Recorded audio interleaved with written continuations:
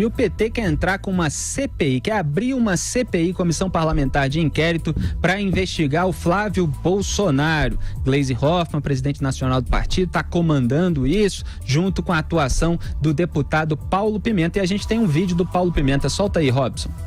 Se essa investigação tivesse sido feita, se essa denúncia envolvesse alguém do Partido dos Trabalhadores, teria sido essa mesma postura do Ministério Público Federal?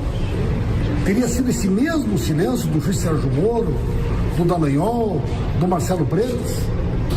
Alguém aqui acredita que a maneira como as autoridades estão investigando esse caso seria a mesma?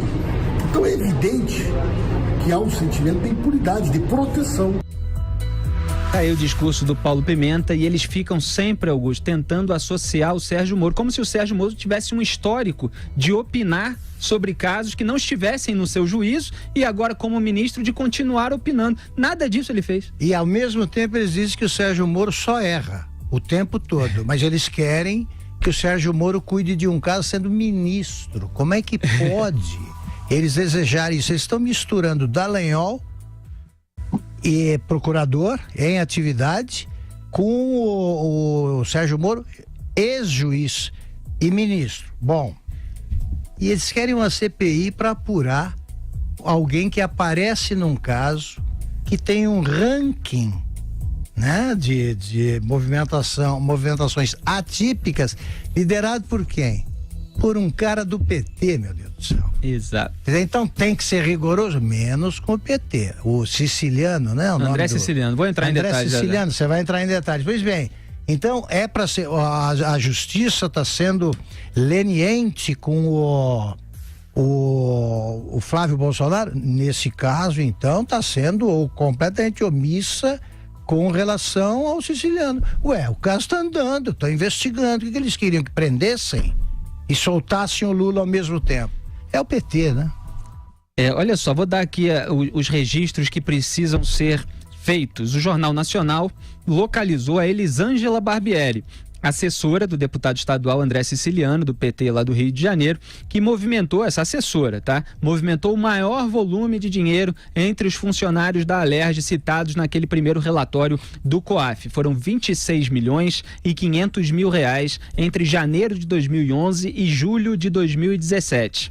Só que, na verdade, só para lembrar, só para lembrar, o André Siciliano era o líder do ranking em volume de dinheiro movimentado pelos assessores. 4 assessores dele no total movimentaram mais de 49 milhões de reais. Eu estou citando só o caso específico da Elisângela Barbieri, que foi aquela que movimentou mais dinheiro. Ela movimentou sozinha 26 milhões e 500 mil reais. Então, desde que saiu esse relatório, eu cobro aqui no rádio, nas redes sociais, que os outros casos sejam investigados, tanto pelo Ministério Público quanto pela imprensa. Porque, embora no Ministério Público o caso esteja sob sigilo, supostamente, todas essas investigações, mas a gente vê que no caso do Flávio Bolsonaro está havendo vazamentos, né? A imprensa pode entrevistar essas pessoas, procurar saber quem são os assessores, o que eles têm para explicar, esses deputados. Então o Jornal Nacional finalmente, depois de um mês, fez isso. Mas eu dou parabéns pelo começo dessa investigação que precisa ser feita. Então várias das transferências, segundo o Jornal Nacional, que Elisângela recebeu são ligadas a uma empresa de material de construção dela. Foram 10 milhões e 800 mil reais que correspondem a depósitos em cheques, tendo como os principais depositantes empresas do ramo, comércio atacadista de materiais de construção em geral. Aí detalhe agora, Augusto, mas há também depósitos e transferências de 2 servidores da Alerj. Então você vê que há movimentação de um funcionário para o outro, que é o que acontece aí, que está sendo tão ventilado e criticado pelo PT no gabinete do Flávio Bolsonaro, que acontecia em relação ao Fabrício Queiroz, que era quem concentrava o dinheiro. E o petista André Siciliano, que é o presidente em exercício da Alerj, tá? Não é nem um deputado estadual qualquer, não, porque a Alerj tinha como presidente o Jorge Pisciani, que foi preso, o Wagner Monte está renovando uma licença médica de 30 em 30 dias, não sei nem se ele já está bem, mas é um presidente em exercício da Assembleia Legislativa lá do meu estado. Então André Siciliano disse ter cobrado informações de seus assessores e que colocou seus sigilos fiscal, bancário e telefônico à disposição do Ministério Público. Então está lá dizendo que está disposto a colaborar com as investigações, mas evidentemente as investigações precisam ir além das contas do próprio deputado, porque o esquema justamente que existe tradicionalmente seria com o uso da conta de um dos assessores. Essa é a suspeita, não estou dizendo que é um caso comprovado. Todos os casos têm de ser investigados, aqueles que não tiverem culpa, que fiquem livres e tal, e os outros que sejam punidos. Então esse é o caso do petista, o que tem o maior volume de dinheiro movimentado por assessores. Aí você tem o caso do PSOL. A Maria Tereza Avance de Oliveira, assessora do deputado Eliomar Coelho, do PSOL, ganhou R$87 mil em 13 meses, segundo o Jornal Nacional. No entanto, R$60 mil do salário dela foram direto para a conta do chefe do gabinete, Eduardo Augusto Botelho.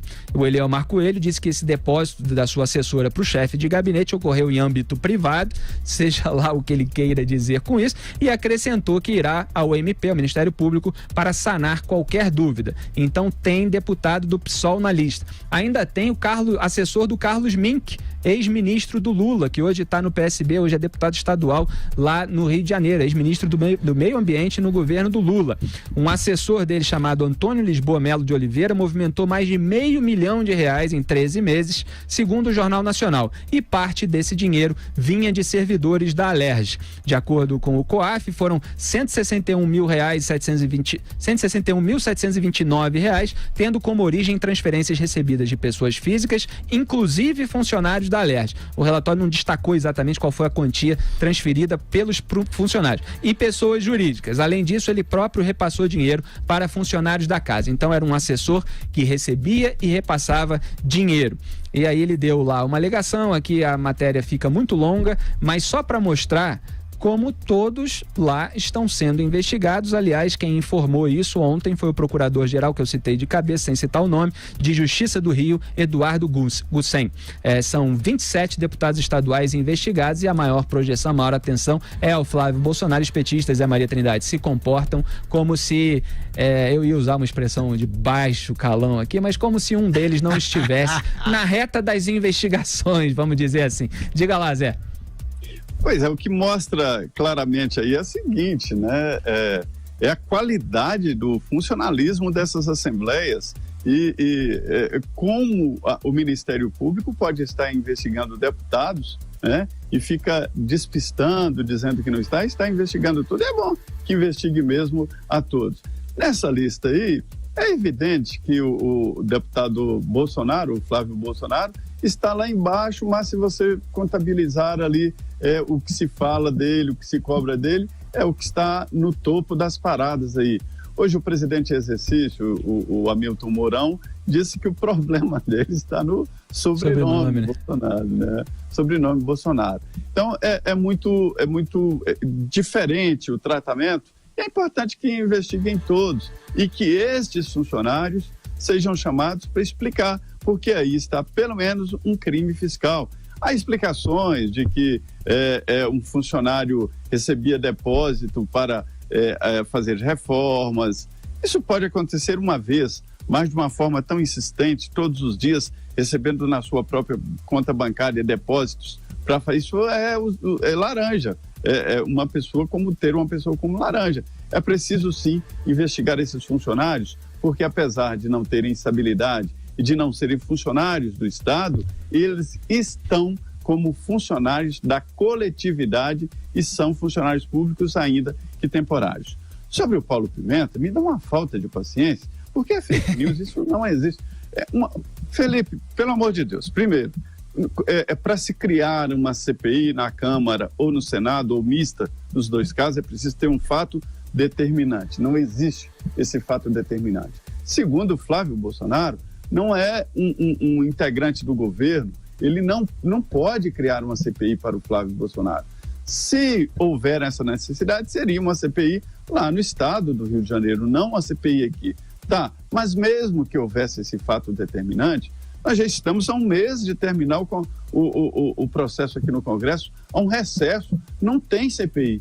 E se houver uma CPI a ser criada no ano que vem, não pode investigar um senador por um ato anterior ao seu mandato. Então, isso é desonestidade intelectual. Ele sabe que não pode criar CPI, sabe que não era mais honesto ele apenas criticar e não usar um termo de uma coisa que não vai acontecer.